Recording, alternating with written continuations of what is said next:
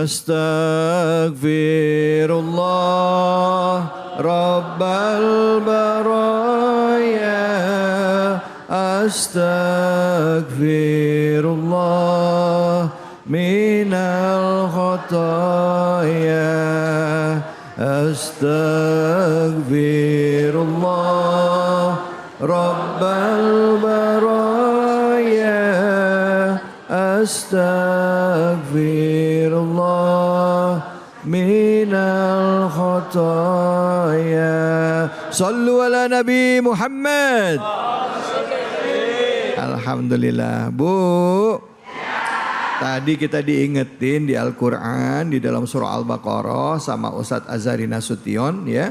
Ya ayyuhalladzina amanu la tubtilu shadaqatikum bil manni wal aza. Wahai orang-orang yang beriman, jangan kau membatalkan pahala sedekahmu dengan menyebut-nyebut dan menyakiti perasaan penerimanya. Bu. Kalau bantu orang, satu, jangan sambil cemberut. Ya, nih gue bantu nih ya. Jangan lagi, keseringan loh. Ada yang begitu ada? Mana orangnya? Yuk kita lanjut ke kajian berikutnya masih dari surah Al-Baqarah yang insya Allah akan disampaikan oleh guru kita Kiai Haji Jumharudin, dan kali ini akan kita bahas adalah surah Al-Baqarah, tafsirnya ayat 265 sampai 271. Untuk itu kami persilakan, silakan Kiai. Betul. Assalamualaikum warahmatullahi wabarakatuh. Waalaikumsalam warahmatullahi wabarakatuh. Dari jawab salamnya nih rajin bersedekah nih. Amin. Atau rajin nerima sedekah.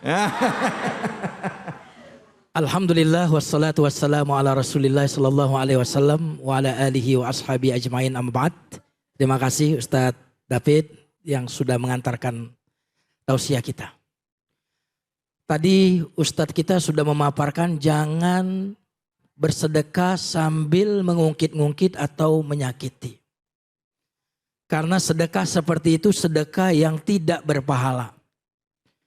Ayat yang akan kita bahas ayat 265, Allah Subhanahu wa taala berfirman, "Wa matsalul ladzina yunfikuna amwalahum ibtigha'a mardhatillah wa tathbitan min anfusihim kamatsali jannatin birabwah." Di ayat 265 ini Allah berfirman, sedekah itu seharusnya seperti apa? Sedekah itu yang pertama ibtigha'a mardhatillah, cari ridhonya Allah. Kalau kita cari ridho Allah, insya Allah sedekah kita nggak akan kayak Ustadz David tadi ya, keseringan lu gitu. Ini saya kasih nih ya, tapi lu harus kerja keras ya. Nah ini sambil memberi, sambil bikin orang baper seminggu. Nah ini yang akan berbuah pahala. Tapi yang menarik dari ayat 265, wa tathbitan min anfusihim. Ternyata sedekah yang kita beri itu untuk mengokohkan diri kita. Ternyata waktu kita bersedekah itu ternyata kita sedang mendidik jiwa kita menjadi jiwa yang kuat. Karena sedekah itu berat atau ringan ibu-ibu? Berat. Berat. Maka agar kita kuat melawan nafsu pelit kita, maka sedekah itu sebenarnya mendidik jiwa kita untuk menjadi orang yang dermawan. Jadi kita itu tidak pernah memberi sebenarnya untuk orang lain, sesungguhnya kita memberi untuk diri kita sendiri. Ada sebuah kisah orang buta. Malam-malam bawa lampu.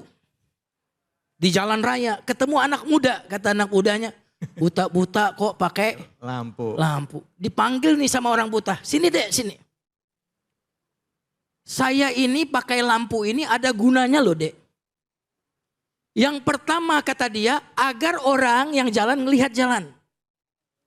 Yang kedua, agar orang yang pakai mobil dan motor ngelihat saya dan saya tidak tertabrak. Jadi ternyata sedekah itu, infak itu sebelum untuk orang lain sesungguhnya adalah untuk diri kita sendiri. Makanya ada ungkapan seperti ini, memberi sama dengan menerima. Tapi menerima tidak pernah sama dengan memberi. Saya ulang lagi ya. Memberi sama dengan menerima. Tapi menerima tidak pernah sama dengan memberi. Ibu-ibu, bapak-bapak, jamaah sekalian, ikuti instruksi saya. Coba tarik nafas semuanya. Hembuskan pelan-pelan. Nah yang kedua, kalau saya belum bilang hembuskan, jangan hembuskan. Tarik nafas. Tarik nafas. Tarik terus. Masih kuat? Masih kuat nggak? Terus. Kira-kira kalau terus nanti akibatnya dibawa ke rumah sakit mana nih? Jadi orang yang tidak memberi itu seperti orang pikirannya narik terus, narik, akhirnya sesek cepat mati. Betul nggak? Apa yang dirasakan ketika kita melepaskan napas?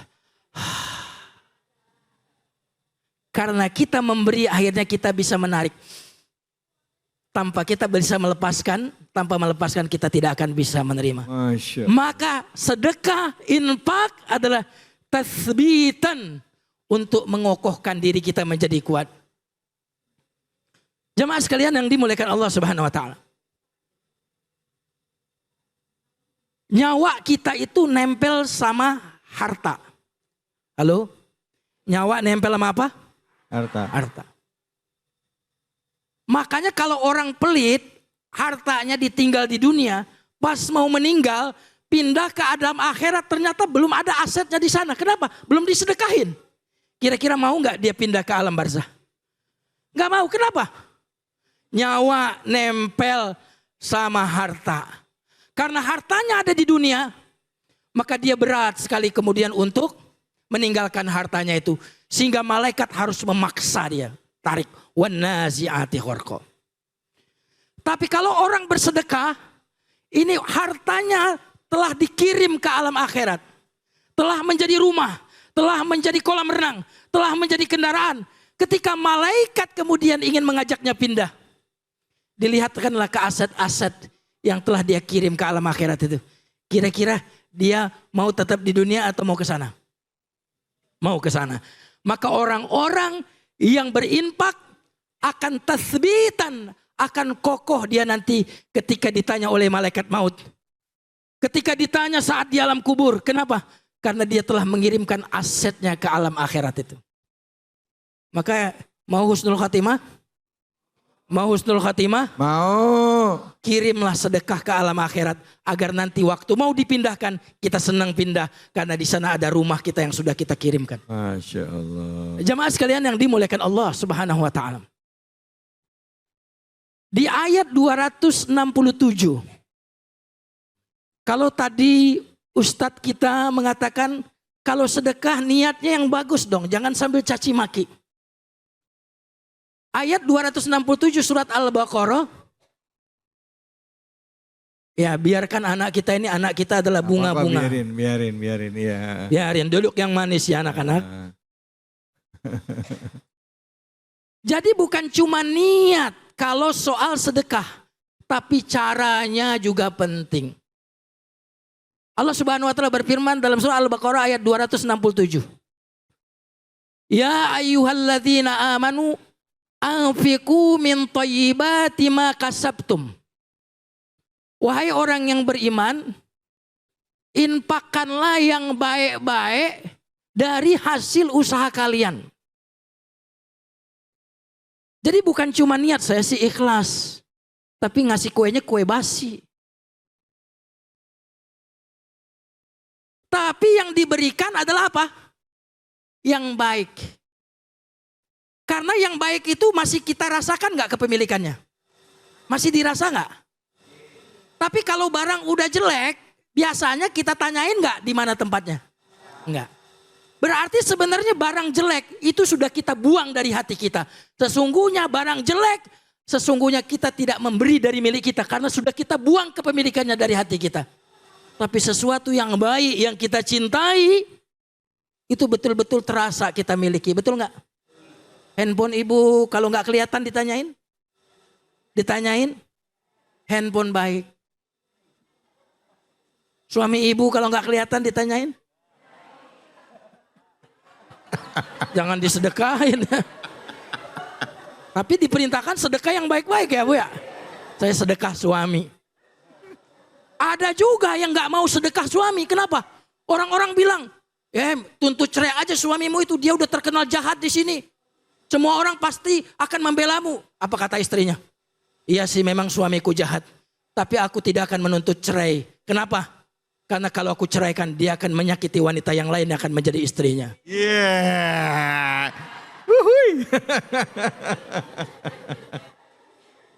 Ya luar biasa ya. Subhanallah. Jadi maksudnya sedekah suami itu Ustaz? Ya. Oh bukan disedekain sama perempuan lain bukan Ustaz ya? Ya kalau ikhlas sih. Kata ibu masih banyak yang lain. Yang perlu disedekain. Nah jamaah sekalian yang dimuliakan Allah Subhanahu wa taala. Infakkanlah yang baik-baik dari hasil usaha kalian. Jangan sampai kita ngasih tetangga nasi uduk, tapi nasi uduknya udah basi. Ya. Jangan sampai kita ngasih tetangga kue. Enak sih kuenya, tampilannya kemasannya enak. Pasti tanya sama tetangga, dari mana? Nyolong dari hajatan tetangga. Jadi jangankan kita, kalau bensin saja campur. Ibu-ibu misalkan ya, special pakai oli bekas, kira-kira bagaimana Bu? Innallaha thayyibun la yaqbalu illa thayyiba. Allah itu maha baik dan tidak menerima sesuatu kecuali yang baik. Yang jelek aja kita nggak suka, kita aja nolak dikasih yang jelek, betul nggak? Lalu bagaimana kita memberikan kepada Allah yang jelek, yang haram, yang dimurkai oleh Allah Subhanahu wa ta'ala. Nanti kasihan juga malaikat jadi bingung ya. Ini nyatetnya pahala atau dosa nih kata malaikat. Jadi kalau mau memberi, berilah yang halal, berilah yang baik. Jangan sampai bikin malaikat bingung. Orang yang memberi dari harta yang haram, itu seperti ngirim barang ke kurir yang alamatnya adalah neraka. Mudah-mudahan kita semua bisa menjadi orang-orang yang rajin berinfak. Amin ya rabbal alamin. Amin. Masya Allah terima kasih banyak Ustaz. Bu. Bu. Pak. Sedekah yang baik baik. Kalau mau ngasih orang baju bekas dipilih jangan yang bolong-bolong yang dikasih. Baju yang masih mau kita pakai yang bagus kasih yang terbaik. Gitu juga dengan makanan kasih yang terbaik. Jangan pas lagi bikin gulai kambing Ustadz ya, yang dagingnya buat kita, jeroan buat tetangga. Jangan yang ini buat bagi-bagi. Mudah-mudahan kalau yang terbaik datang dari hati yang paling dalam, Allah balas dengan kebaikan buat kita semua. Amin ya robbal. Bu, Pak, yang mau tanya siapa silahkan angkat tangan ya. Silahkan Bapak. Assalamualaikum warahmatullahi wabarakatuh. Waalaikumsalam warahmatullahi wabarakatuh. Nama saya Abdul Aziz. Pertanyaannya terkait dengan hutang Ustadz. Kalau misalnya kita memberikan pinjaman, memberikan hutang gitu ya, tapi diumbar gitu ya. Itu kan mungkin biar cepat dibalikin gitu ya Ustadz ya. Nah, itu kan bisa jadi bikin sakit hati juga untuk yang mendengarnya ya. Nah itu bagaimana Ustadz? Seperti apa? Wassalamualaikum warahmatullahi wabarakatuh. Waalaikumsalam. Namanya Pak siapa Pak? Pak Aziz. Oke, Ya. Pak Aziz silakan. Ustaz. Pertanyaan yang bagus ya. Ini masalah hutang. Kalau orang kita berikan hutang tapi dia nggak bayar-bayar gitu ya, hilang alamatnya. Apakah boleh kita kemudian mempublikasikannya? Kita tulis di sosmed, ini orang utang nggak bayar-bayar. Pada dasarnya hukumnya tidak boleh. Karena Al-Quran, Allah Subhanahu wa ta'ala berfirman, wa in kana dzu usratin fanaziratun ila maisarah. Kalau seandainya orang yang berhutang kepada kita dalam kesulitan, fanaziratun ila maisarah, tangguhkan. Nah jadi kalau dia misalkan janji sebulan bayar, utang kita misalkan utang dia ke kita 5 juta. Kemudian dia mundur 11 bulan, berarti kita kaliin tuh 5 juta kali 11 berapa tuh? berarti kita telah menghutangi dia, pahala menghutanginya. Pahalanya ya, bukan bunganya, bukan. Pahala menghutangannya bukan 5 juta lagi sudah. Dikaliin per bulannya berapa dia menunda. Itu hitungannya seperti sedekah setiap bulan dengan nilai. Seperti sedekah tiap bulan itu. Nah jadi tangguhkan. Tapi bagaimana Ustadz? Dia ini terus menerus kemudian menunda dan menunda. Tanpa ada kata pasti. Al-Quran mengatakan wa anta saddaku khairul lakum. Bersedekahlah. Artinya halalkanlah itu. Tapi itu mudah atau tidak? Tidak mudah. Nah, asal hukumnya menurut Quran adalah kita tangguhkan. Bahkan kalau perlu katakan kepada Allah, ya Allah si fulan itu ngutang kepadaku dan sudah menunda-nunda begitu lama ya Allah. Fulan tidak mau membayar itu ya Allah. Karena itu aku meminta engkaulah yang membayarnya ya Allah. Aku minta kau menggantinya ya Allah. Si fulan sepertinya tidak mau membayar hutang. Atau tidak sanggup membayarnya. Atau tidak sanggup membayar hutang. Karena gini, kamu tuh gak punya uang atau sebenarnya gak niat bayar hutang. Ya, ya. Kan ada yang begitu. Kalau tidak sanggup dia makan pakai apa? Nah karena itu yang pertama asal hukumnya adalah tidak boleh. Tapi kalau orang ini sudah biasa ngutang tapi nggak bayar. Sudah jadi kebiasaannya. Maka kita boleh kemudian mempublikasikannya untuk menyelamat orang lain yang belum jadi korban. Nah itu kalau dia udah biasa kebiasaannya boleh dipublikasikan. Iya. Allah. Baik terima kasih banyak Ustadz. Bu. Pak. Biasanya nih korban pinjol nih ya. Itu pinjolnya masuk ke medsos, nagihnya di medsos. Saya pernah ada orang yang nagih salah seorang yang saya kenal ke DM saya. Mas tolong kenal ya sama ini, dia udah hutang sama pinjol. Tolong suruh dia bayar. Kalau Anda enggak, malah saya yang disumpahin. Kalau Anda enggak nyampein, Anda saya akan sumpahin 7 turunan. Walah saya bilang, yang pinjem siapa, yang kena siapa. Ada yang begitu ada? Ada. Nah kalau kayak gitu gimana Ustadz? Kalau sampai ya itu kan perusahaan ya. Nah kayak gitu gimana Ustadz? Ya kalau perusahaan harusnya memang ya harus ada regulasi dari pemerintah yang juga menjamin kehormatan dari orang yang minjem. Kenapa? Karena jangan sampai kita memberikan hutang tapi kemudian menghancurkan harga diri orang. Ya. Karena sesungguhnya dalam Islam Pak Mas David, ya. Menghutangi itu bagian dari tolong menolong. Ya. Sementara berbagai macam instansi tadi menghutangi untuk mendapatkan. Iya, iya. Dapat uang profit dari situ. Ya, kalau dalam Islam menghutangi itu adalah saling berkasih sayang, saling tolong menolong. Tapi lembaga biasanya menghutangi dalam rangka memperkaya diri.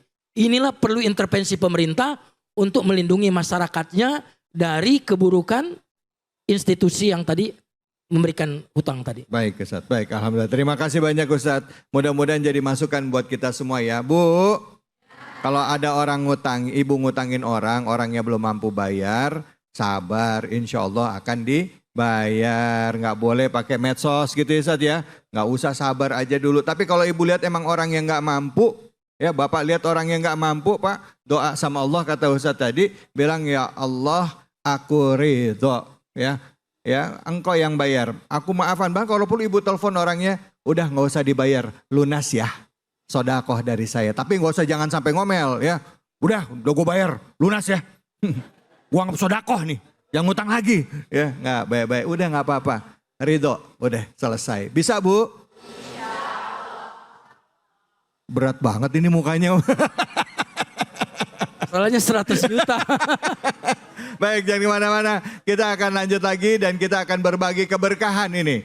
Bersama dengan Luwak White Coffee dan Ustadz Azhari Nasution. Hanya di sini, di Cahaya Hati Indonesia.